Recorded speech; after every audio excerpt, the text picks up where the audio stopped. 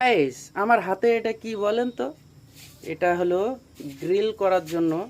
গতবার আমি মালয়েশিয়া থেকে শিক আনছিলাম, তো আরও মাছ পোড়ানোর জন্য আনছিলাম, সেটা উপরে তোলা আছে।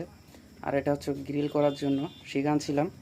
তো আজকে ছোটো ভাইটা অনেক দিন ধরে আবদার করে, ঠিক আছে। তারপরে বাড়িওয়ালাও চাপ দেয় যে আনছেন একদিন তো গ্রিল করে খাওয়ালেন না।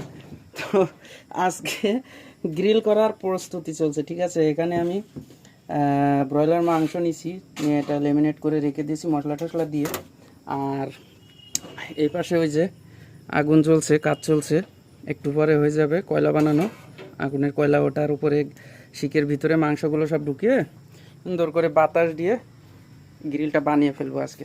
দেখা যাক, গ্রিলটা বানানোর সময় একটা ভিডিও দেখাবো।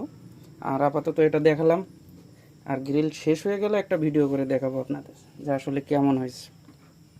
অপেক্ষায় থাকুন।